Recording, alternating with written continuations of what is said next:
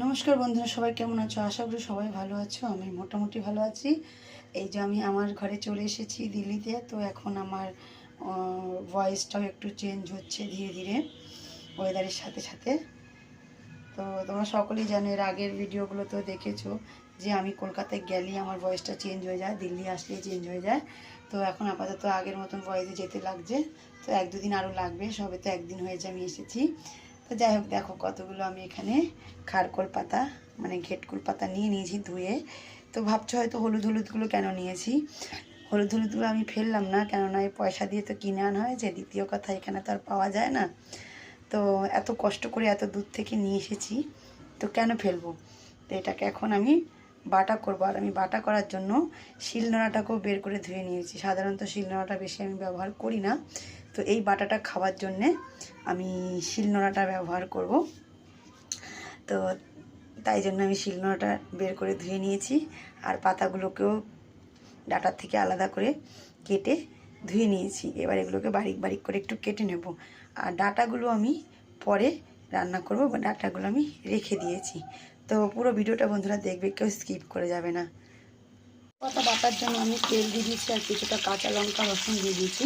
আর তারা জানি কিছুটা শুকনো লঙ্কা ভেজে তুলে রেখেছিলাম, সেটা আর দেখানো হলো না। তো যাই হোক, এই কাঁচা লঙ্কা রসুনটা একটু ভাজা হয়, ততক্ষণ আমি শাকটা কেটে নিই। তো একদিন ভাজা হয়ে গেছে, আর আমি শাকগুলোকে ঠিক এভাবে একটু কেটে নিয়েছি। তো দিয়ে দিচ্ছি তেলের মধ্যে। দেওয়া তো হয়ে গেল সমস্ত পাতাগুলো। যখন কাটিনি তখন কতগুলো দেখাচ্ছিল বন্ধুরা, দেখো। আর যেই আমি গরম কড়াইতে দিয়ে দিলাম তেলের ওপর, কমে গিয়ে একদম একটুখানি হয়ে গেছে।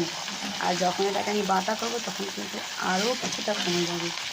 এটা এতেও আমি একটু তেল বেশি করে দিয়েছি, কারণ এইসব জিনিসে একটু তেল ঝাল নুনটা ঠিক মতো না হলে কিন্তু একদমই টেস্ট লাগে না। আর যেটুকু রসুন একটু কাঁচা দেখা যাচ্ছে, ওটা কিন্তু এই পাতাগুলো ভাজার সাথে সাথে রসুনগুলো ভেজে যাবে। আমি পেঁয়াজটা দিলাম না। পেঁয়াজটা চাইলে দিতে পারো সবাই, আর না চাইলে স্কিপ করতে পারো। তো আমার পেঁয়াজটা যেহেতু ভালো লাগে না বাটাতে এত বেশিটা, তো আমি পেঁয়াজটা দিলাম না আজকে। এইবার ওপর দিয়ে দিয়ে দেবো একটু হলুদ গুঁড়ো সামান্য, যাতে কালারটা আসে বেশ বাটাতে। দিয়ে ভালো করে ভেজে নেব।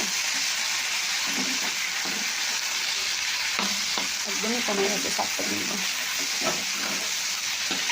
আর এটাও আমি অনেক বছর পরেই বানাচ্ছি। এখানে যেহেতু পাই না, বাড়িতেও তেমন আমি বানাই না, আমাকে সবাই বানিয়ে খাওয়ায়।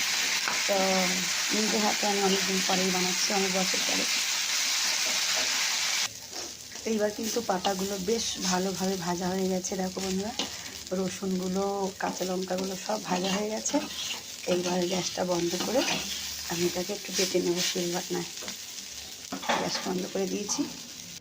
এই যে দেখো আমাদের শিলনোড়া, মানে আমি সাধারণত ব্যবহার করি না, কিন্তু বাটাগুলো শিলনোড়াতে বেটে খেলে আমার মনে হয় টেস্টটা বেশি আসে। কারণ মিক্সিতে খেয়েছিলাম, আমার অত টেস্ট লাগেনি, তাই আমি শিলনোড়াতে বাটা করছি। এই দেখো লঙ্কা ভাজাটা, লবণটা আগে নিয়ে নিয়েছি, এটা আগে বেটে নেব।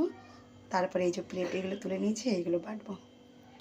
শুকনো লঙ্কা ভাজাটা আর লবণটা বেটে নিয়েছি, এবার শাকগুলো বেটে নেব। শিলনোড়ায় বাটা হয়ে গেছে। এই যে এর থেকে আর বেশি মিহি করবো না, এইভাবে ভালো লাগবে খেতে। বাটাটা কমপ্লিট হয়ে গেছে। এইবার দিয়েছি ওপর দিয়ে একটু সরষের তেল। সরষের তেলটা দিলে কিন্তু সেই মজা লাগে খেতে, দারুণ টেস্ট।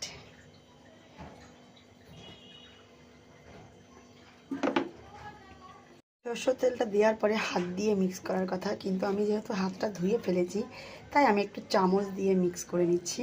কিন্তু খাওয়ার সময় তো হাত লাগবেই। তো বাটার রেসিপিটা কেমন লাগলো সেটা অবশ্যই জানাবে বন্ধুরা। যদি রেসিপিটা ভালো লেগে থাকে একটু শেয়ার করে দেবে, আর লাইক আর রাবলি দিতে কিন্তু কেউ ভুলবে না। সবাই ভালো থেকো, সুস্থ থেকো। ধন্যবাদ সবাইকে। Tata, bye bye.